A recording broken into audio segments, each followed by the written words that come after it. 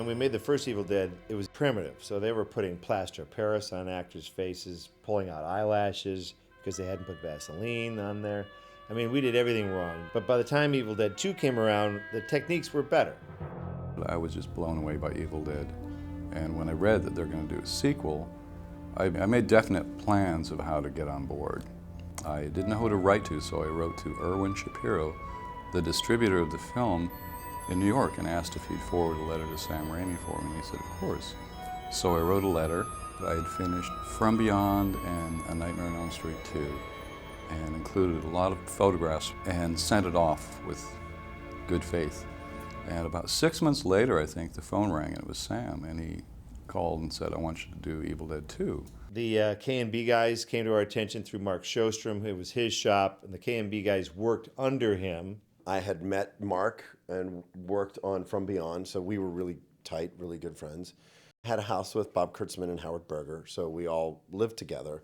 You know, it was a bunch of guys with sleeping bags on the floor, and all we did was sculpt in the garage out back behind the shop every night after we got off work on our own stuff, you know, to kind of improve our portfolios. I had seen Evil Dead 1, and we were just talking about it, and it was sort of like this fantasy of like, wow, wouldn't it be cool if we could work on Evil Dead 2? And then literally a couple years later, I was working on it. So ironically, it was kind of a dream project. We were very excited, you know, at the shop. Like, wow, Sam Raimi and da-da-da. You know, we get to meet Bruce Campbell and Rob Tappert and, you know, Ted Raimi, and this is just going to be great, you know? Mark Sjostrom was a relatively small studio. I mean, he had a small facility in South Pasadena. My whole commitment to Evil Dead was 6 months, pretty much 7 days a week, but our prep time was a solid 12 weeks. I was just overwhelmed almost at the sheer number of makeup effects. I think out of approximately 750 shots in the film, there was about 105 that were makeup effects, something like that. We started in March, and they had done some sketches and some design stuff already, and I sort of coordinated the show for Mark. Shannon! Greg! Mark! Oh, God. I love you guys, you're crazy! Hi, Mark. How you doing? Greg. Aaron. This is Evil Dead Tape 1, Part 1, Scene 1, action. The crew was myself, Shannon Shea, Greg Nicotero, Bob Kurtzman, Mike Tursick, and Aaron Sims. So it was a very small crew. Everybody did a little bit of everything.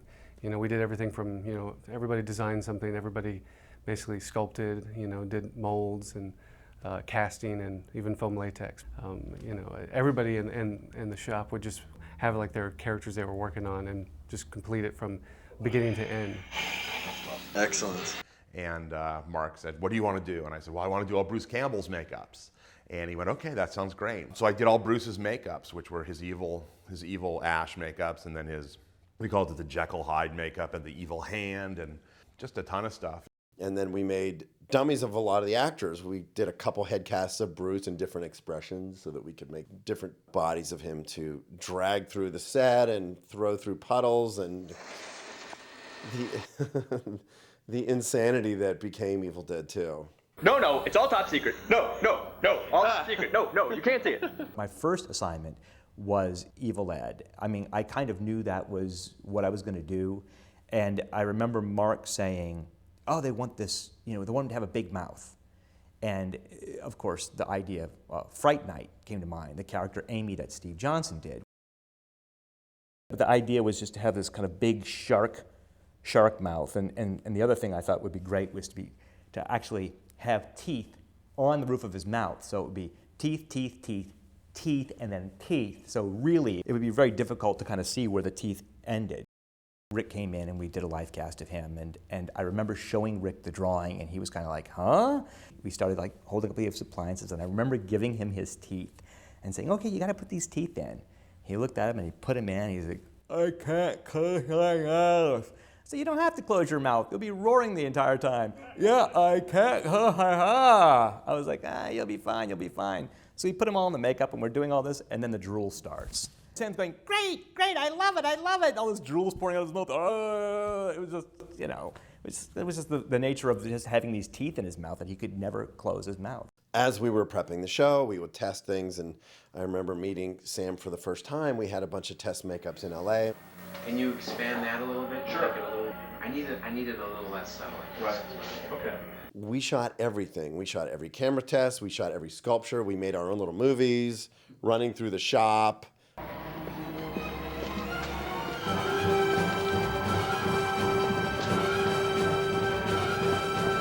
Howard! Go! Darren!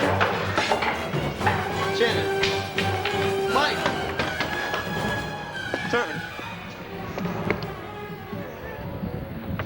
The real challenges that I remember were all those evil tree puppets. And when I had gotten there, they'd all been sculpted and molded, but it was just, by that time, it was the beginning of the summer out here in LA, and we had a lot of stuff to do in a very short amount of time, and it was just trying to get all that stuff finished and shipped to North Carolina, because obviously they had already started shooting. This is it, guys! Evil Dead prep is over. Yay! Welcome to North Carolina. We have returned. This is the shop. This is it. Wadesboro, North Carolina was one of the biggest dumps I'd ever been to. It was a very, very strange place. Much as I like North Carolina, it is in the middle of nowhere. It's muggy, it's humid, there's insects everywhere. And it was the height of summer, so it was hotter than hell. There was nothing there, you know, in Wadesboro. There was literally nothing there. We found a laundromat, and it was this real junkety laundromat, and washing our clothes, and I'm looking around, and I noticed that we're the only two white guys in there. Everybody else is black. And I'm going, oh, all right. And this woman comes over to us and is like, you know, you boys shouldn't be here. This is the black laundromat. I'm like, is that a problem? Like, no, the white laundromat's over there. And we're like, okay, I think that means we get the hell out of here. And we packed up our stuff and went to this beautiful laundromat, you know, that had air conditioning and video games and concession stands. I was like, wow, this place is really a trip, you know. And one of the things we found a lot of, like, you know, there was a restaurant and it was divided, and there was segregation in this restaurant, and even at the movie theater there's a white entrance and a black entrance. Very strange. This is 1986. You know, what was interesting about it was they had taken over this whole school complex. And it was very well set up. They had the old school administration, the principal's office, was the production manager's office or something. Hi, Robert. Hello, Greg. Welcome to my office. Thank Here you. at Renaissance Motion Pictures. Dun, dun, dun, dun. We ended up having the old science lab, which was our workshop, and we would always write stuff on the blackboards, quote of the day, and all our goofy stuff. But everybody sort of had all their own rooms, and in the gymnasium they built the set. They actually built it in 2 stories. The whole show itself was grueling and very demanding, and every makeup or every effect had its own set of demands and challenges. So it was a matter of pulling off one after the other. There's a lot of things we just pulled out of our ass, really. I mean, that's what you did in the 80s. And you're like, well, I guess this is going to work. The first effect we shot, I believe, was when Ash, his hand drags him across the floor, and he's sort of semi-conscious, then he stabs his hand. So I made sure to test and retest this hand, this gelatin hand, to make sure it worked, it was going to bleed, etc. Because, you know, you want to make a good impression. Bruce gets ready, we arrange the cues, and he stabbed the hand and it bled on cue beautifully. And Bruce, not just being an actor, but one of the producers, looked at the hand and looked at the camera and goes, by God, that sucker worked. And I'm like, phew.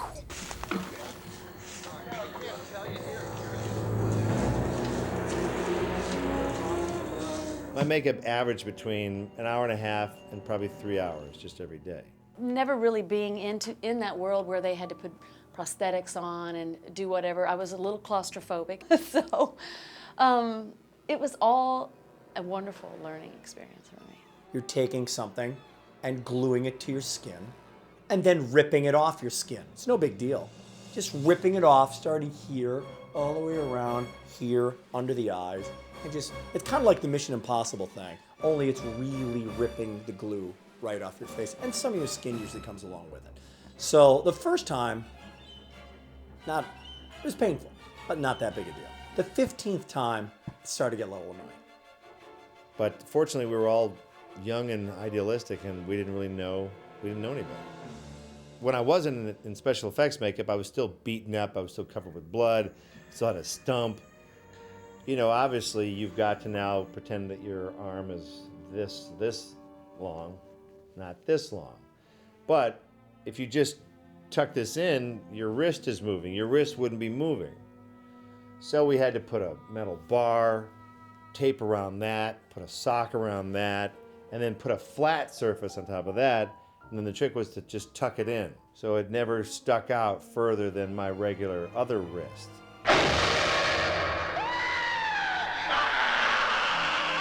Evolution of Henrietta happened because I read in the script that it's a rotting dead lady in the cellar walking around after Ash. I did a couple of sketches in pastel on gray paper of a very skinny, emaciated dead lady with breasts rotting off, but you could see her rib cage, and clearly a skeletal individual. And my intention was to cast the skinniest actress we could for this. Then Sam saw my sketch and he goes, "That's great. However, this character is going to be put through such torture, and I want my brother to play the part." I explained to Sam, well, we can't take away what's there. We're going to have to add on, and to do that, why don't we make a big fat dead woman, then we can carve down from there, and Sam went for that idea. Sometimes when you eat too much, that happens. But look at me. I'm just like my wife. I am my wife. You should see my husband. He's hideous. I don't feel too good. I think I gotta sit down. Yeah, the Henrietta suit probably was the most complicated thing and most uncomfortable makeup on the film. Kind of a big experiment at the time. And then he had, all the various pieces that went over it that Mark sculpted. Come to me! All those guys working on me took, I believe it was, at bare minimum was 3 hours, and I think at the outset was like 8 hours. And it was very difficult in those days because prosthetics weren't as good as they are now. It was 8 or 9 pieces on your face, so that took a great deal longer and was laborious and exhaustive. He was completely blind. That was the trick about those contact lenses that were a carryover of the design from the first movies. There's no hole in the pupil, so every single possessed character was completely blind. So we had to rehearse the scene without the lenses in, and then I'd have to go put the contacts in, and then we'd shoot. So the actors could not see whatsoever. Teddy was a real trooper and miserable most of the time, and he had the contacts in. So, there was times when he crawls up out of the basement floor over the dirt, when he bursts up out of the floor. He'd do the whole take totally tortured because he was in pain because all the dirt got in his eyes, and he had contact lenses in. And we'd try to get the dirt out of his eyes and wash his eyes out and everything. And of course, Sam comes in and goes, he's a trooper, he can do it. Teddy would do a scene, and then afterwards just my eyes are burning. It's like, yeah, you're okay, buddy. Don't be a baby, friend. So yeah, it was hard, and I passed out a couple times and stuff. For some reason, you don't really care when you're that age, so. And at one point, Ted's on the little rig to have him come shooting out of the trapdoor. And one of the guys lifting it pushed a little too hard, and Ted lost his balance. Hold it. As he started to fall, the suit just tore all the way across. So we ended up having to sit there and super glue the suit back together. People still, it's legendary talking about that shot of Henrietta floating in the air, and you see the big rip, in her butt. It's just the suit's just wide open. It's like, hey, look at that, Teddy did a fantastic job and had to endure a tremendous amount of pain and agony from this very hot, sweaty suit that collected his, gallons of his sweat every day. He would just have sweat pouring out of his feet. We'd take the suit off and there would be this milky sweat because it would mix with powder and it was just leaking out everywhere. That's the alien facehugger blood that came out of Ted's feet. Later in the movie, when we get to the end sequence, when he had the harness on and everything, there's a trickle of sweat that's literally pouring out of his ear in the movie. It was so uncomfortable for him to have it removed that if you were the king of the painless makeup remover for that day, then you win. So it was always a contest to see who could not rip Ted's flesh off. So Ted, how does it feel to be stuck in that costume all day? It's inexplicable. It's beyond your wildest nightmares. But in the end, worth it because those guys made one of the most enduring monsters of recent filmdom. So I felt kind of honored to, have that as my very first professional job.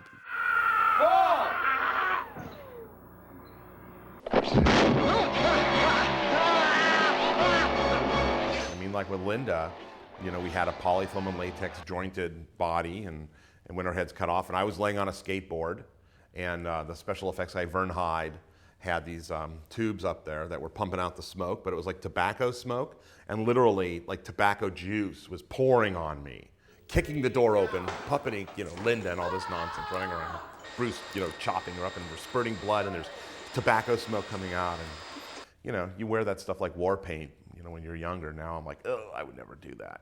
I think one of the hardest things was actually keeping Rob Tappert, the producer, out of our room after we were wrapped. And there was a couple times they broke into our room. It's like Sam was like, we'd be wrapped for the day, and we'd go, and then Sam would like, oh, I need a shot of the Linda head, Rob broke into the room, took the head, and shot with it.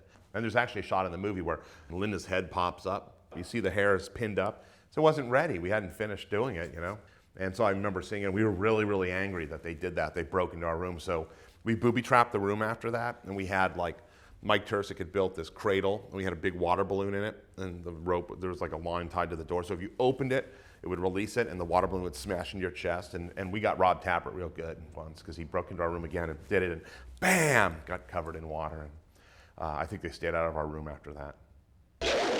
When it came to the demise of Evil Ed, he was supposed to get the top of his head chopped off, and which he does. I mean, they filmed it. He gets the top of his head chopped off, which reveals a tiny little brain inside, which I want to say was Mark Sjostrom's idea. There's like a tiny little brain with all this kind of cobwebbing, because the idea that it gets the top of his head chopped off, and he's still running around, whatever, until Bruce Campbell literally just chops him to pieces. Start up that chainsaw.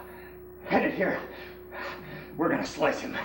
We made 2 animatronic heads of Evil Ed. One was a whole head, which is the one that swallows the hair, when bites out her hair and swallows the hair. Also, there was a section of head that was on the ground that had a cable control that had like a working eye and a brow that moved around. And they had built a section of stage with holes in it that they had stuck arms and things in and made them up to match Rick's hands all flopping around on the ground. We actually shot that sequence, and none of that made it into the movie. Yeah, I guess it was too much. Like, really? Evil Dead 2? Like, what, that's over the top?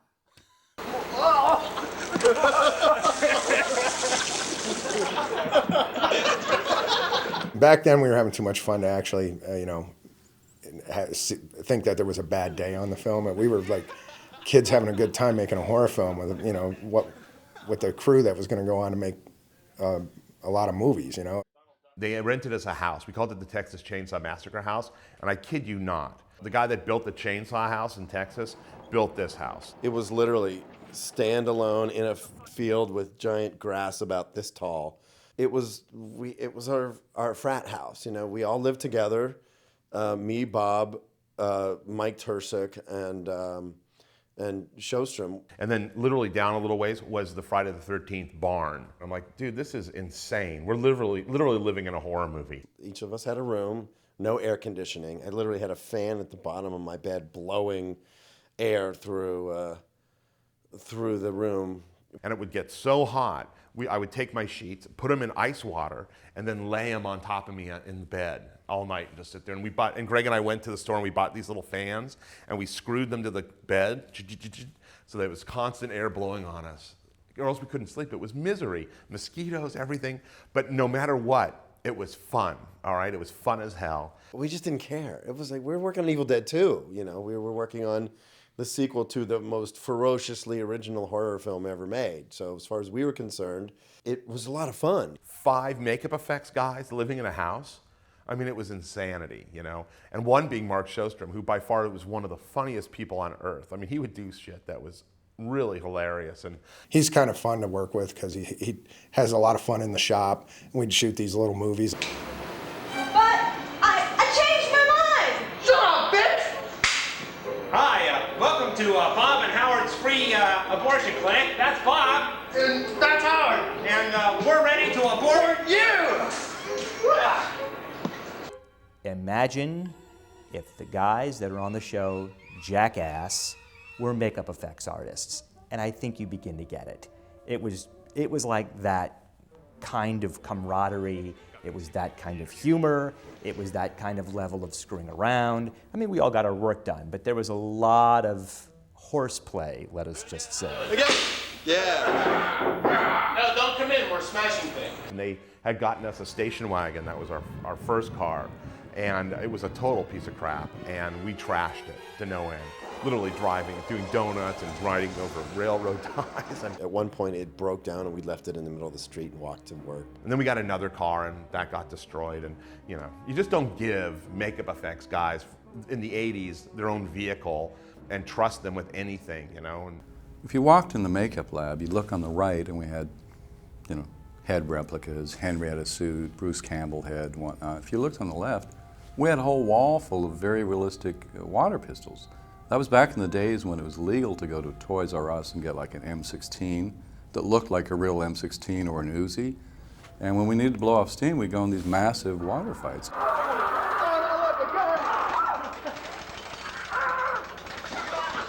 So silly. It was so much fun though. And back then it was very different than it is today, mind you. I mean, now we actually have businesses and it's very structured and you know, it's still fun, but it's not like the old days. And when we worked for Showstrom, it was complete hilarity 24/7.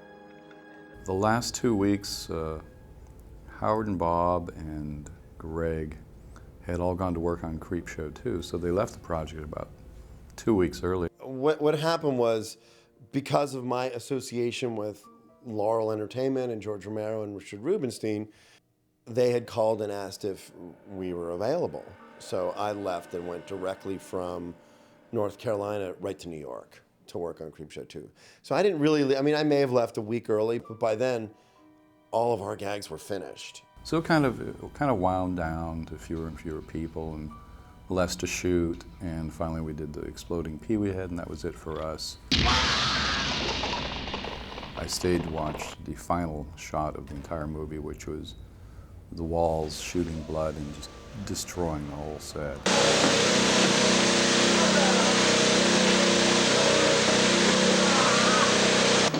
Got it! You all right, Bruce? That's the reason they shot it last, because it just decimated the place.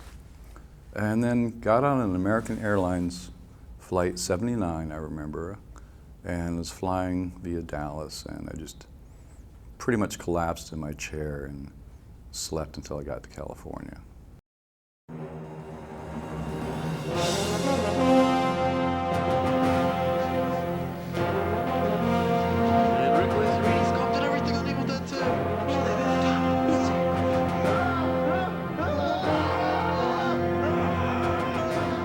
It really was a kind of a grooming time for all of us to really kind of push what we knew to a higher level. And all of us, I mean, Howard Berger, Mike Tursick, all of us. Evil Dead 2 was the proving ground for K&B because it was the first instance where Howard, Bob, and I had all worked together in a capacity where each of us complemented each other. Yeah, I mean, it was a great experience. From the first day to the last day was a blast. And it's definitely one of my most favorite films I've worked on because the experience was just so fantastic. But it was a wild ride. Still is. Yeah.